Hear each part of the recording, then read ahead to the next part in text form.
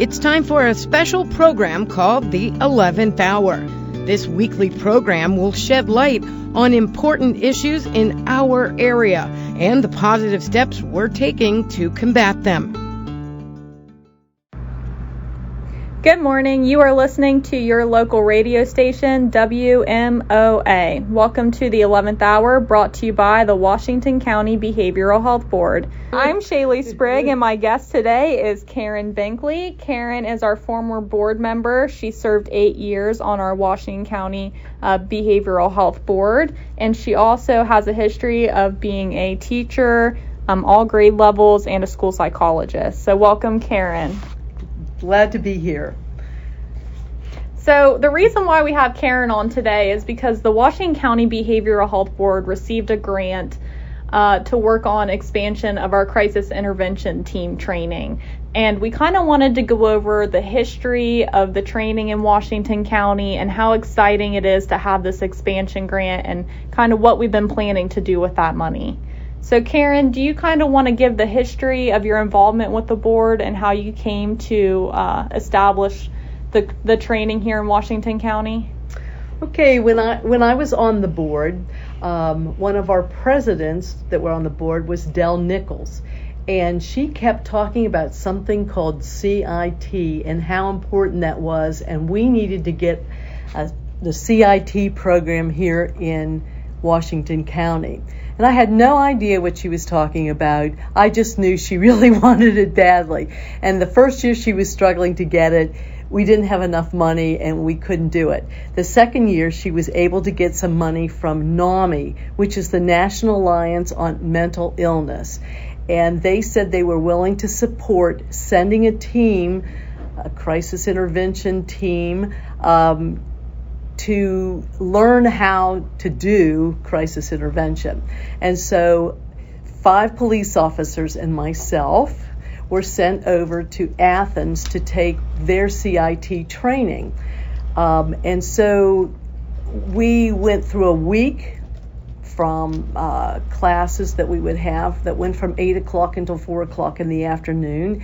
And the whole purpose of that was especially how to deal with people who had problems that end up sometimes getting worse when officers are trying to get involved and to try to de-escalate the situation. So the main key word when we come to crisis intervention training is de-escalation, is how can we make sure that we aren't making things worse rather than better.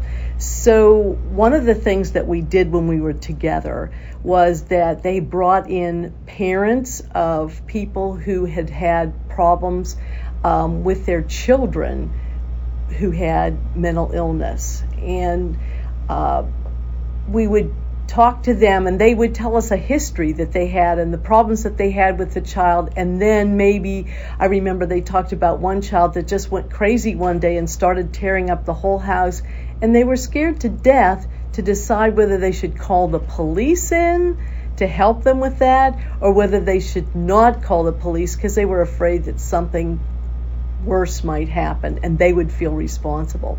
So we had several families come talk to us about the struggles they had with their kids, and sometimes they could not control them and they needed assistance. So they talked about what the police officers did and how they were able to bring down or de-escalate some of the scary situations that were happening instead of making things worse. So probably the best part of it was listening to not only the parents of people that of kids that had mental illness, but also talking about just difficult situations with people that had other concerns, like autism or somebody that, which I was surprised that I didn't know that people with autism were allowed to drive. And they were talking about their child driving, and when the police came up with the sirens and the lights going, the child was just terrified. I guess when you're 18, you're not a child, but their child was terrified, and they were really concerned about what was going to happen when the police stopped them and whether their 18-year-old was going to be able to respond appropriately to a police stop. So we tried to take a look at so many different scenarios where there could be problems between someone and the police simply because of mental illness or special educational concerns. And we learned a lot. And one of the other things that we did was they gave us scenarios where they would make up a situation. And I wasn't part of this because I'm not a police officer, but I got to watch it, that they would try to solve the problem and try to de-escalate what was going on. And then afterwards we talked about what things we thought went right and what things we thought could have caused some more problems.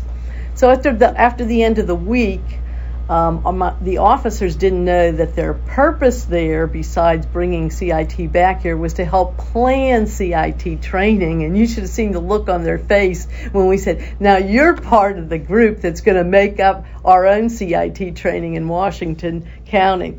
So they had no idea. So it was my job to put the officers together and for us to come up with a plan to do our own CIT. So that's how it came about.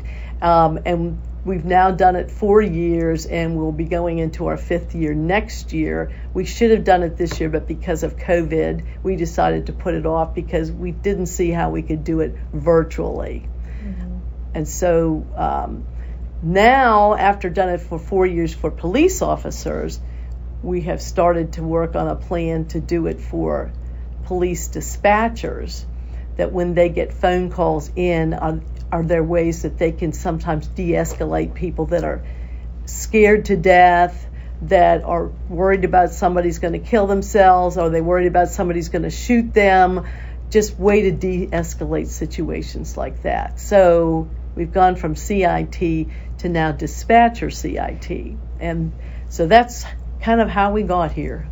Right, and just a little bit more information on the history of crisis intervention training. Do you want to talk about how this all originated just in general with police officers, kind of what started all of this? Well, I know that in Memphis there was a situation that I've only read about in a book that was kind of my entree to CIT. Is in Memphis there was a situation where someone with mental illness actually chained themselves to a pole. And when the officers tried to get them to, let go of the pole and to do, it ended up getting into a really bad situation, and it ended up in a very unsatisfying way.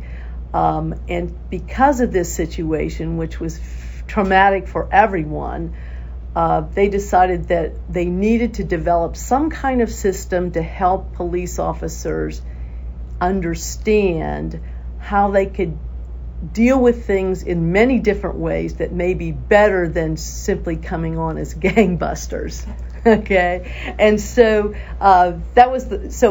we have something that we call the Memphis model, which is what we base our CIT training on, because they spent years working on a way to train police officers and to help them understand how to de-escalate rather than escalate situations when there's problems, especially for people who have mental illness. Mm-hmm. Yeah, we really have learned how important it is. And I think people oftentimes forget that law enforcement is not just out there to get the next bad guy. I mean, they are truly a public service. They're that hand reaching out when there's nobody there left to help them.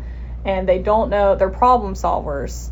And a lot of people forget that. So calling law enforcement, especially in mental health crisis, there is an approach that they can take to help you. It's not always just arresting you or carting you off to jail.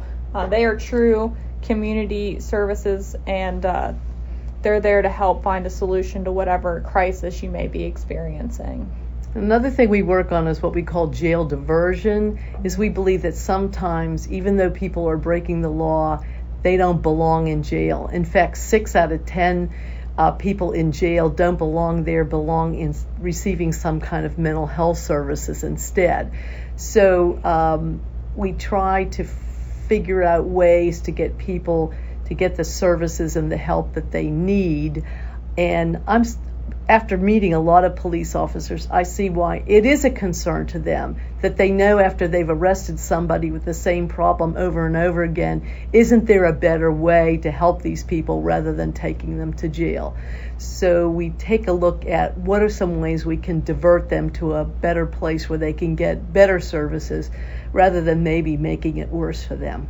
I think the public oftentimes forget that law enforcement is not just out there to arrest the next bad guy and kind of cart people off to jail. I mean, they do protect the public in that way, but they're also a public service and they're problem solvers. So if you're in a mental health crisis, a job for law enforcement is to help find a solution to whatever you're experiencing at that time. So they've really started to work closely with our treatment agencies and our hospital to help divert jail. And as Karen will go on to explain, there's a reason why they don't want to just cart everybody off to jail. It's not the best solution, and they're active problem solvers. Yeah, sometimes going to jail makes things worse rather than better. And if we can find a better way to help people that are struggling than putting them in jail, where oftentimes they're abused by other prisoners. That's, to me, the scariest part, is that often people who have mental health issues end up getting worse when they're in jail because the other prisoners may do things to try to humiliate them. And it's interesting that we're starting to see these expansion programs. So we're working on our project right now with dispatch. We have to remember that nobody calls into 911 or the sheriff's department or the police department because they're having a great day. Oftentimes people are only calling because they're having a bad day, or whomever they're with is having a bad day, whether that be a mental health crisis or a crime. So dispatchers undergo a lot of stress as well, especially with distress callers. And Karen actually shadowed our dispatch office here recently. Karen, do you want to talk about your experience in the dispatch office? Well, one of the things I found is that they have 3 shifts, and they do all shifts, like maybe the first shift for 1 month, and then a second shift for the next month, and a third shift for the next month. And so it depends on what shift they're on. The evening shift seems to be the one that I went to and observed, where the phone calls never stopped. Mm-hmm. And it was a matter of trying to put people on hold while they were trying to answer the call that had come in before that. Somebody was having a seizure, and they were hoping to get a person to get there as quickly as possible to help with the seizure, but they couldn't find anybody that was available to come out and deal with that person. So just the stress of knowing where are they going to go to get somebody to help this person and give them the assistance that they need. So what I saw, depending on the hour of the day, it was difficult to address all the needs at one time, and some of the people in the public do seem to be pretty demanding on what they want and what they need it now. And so I didn't see anybody ever get angry with anyone that called in, but sometimes it took 3 or 4 calls before things got settled down.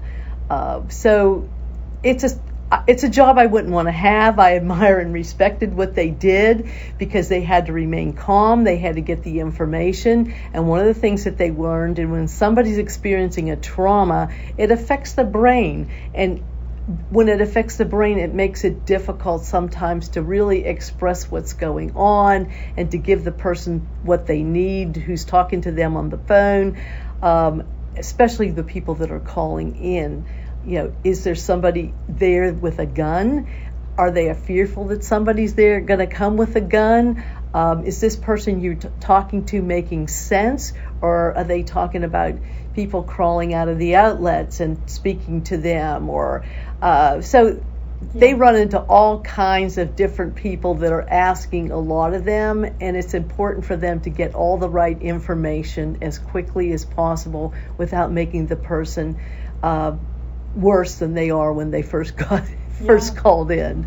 They definitely have to separate themselves to address safety questions before they can be empathetic, to realize, is this person in mental health crisis and having delusions, or are they truly in this experience that they're describing to us, where somebody is in the room, has a gun, and there is a safety threat that the officers need to know about. And sometimes it can be hard to distinguish between the two of those because you don't have a visual sight on the situation. You only have the information provided to you from the caller over the phone, and then you're having to pick up on their verbal cues, kind of which situation they're in and how to best direct the officers and the resources we have in the county to help provide a solution to the problem that the caller is calling in with. Like one of the dispatchers would say to a person, now please just take a deep breath for a minute and breathe out and take one more, and now let's work on talking about what it is that's going on right now that's scaring you. But it took not jumping right to what was needed. It took time to get them to relax and maybe to be able to respond more appropriately when they weren't so flustered. And all of the things that we've talked about on today's call just makes us so excited that the board has received this grant, that we're able to offer this training to our dispatchers, because they are under a lot of stress and they do experience these mental health crises when they call in. It's not just the officers who are responding to the calls physically, it's also our dispatchers who are remaining on the line while these problems are solved. So if you have any questions about our upcoming training, please feel free to reach out to the Washington County Behavioral Health Board. You can also visit our website at wcbhb.org or visit the Recovery is Beautiful Facebook page. Thanks, Karen, for being on today's show. We appreciate your time and everything you do to help us organize these trainings. Well, thanks for inviting me. Yep. Thank you for listening to WMOA in the 11th hour, brought to you by the Washington County Behavioral Health Board. Thanks for listening to the 11th hour, a service of the Washington County Board of Behavioral Health. Tune in next Friday at 11:05 a.m. right here on WMOA for another edition of the 11th hour.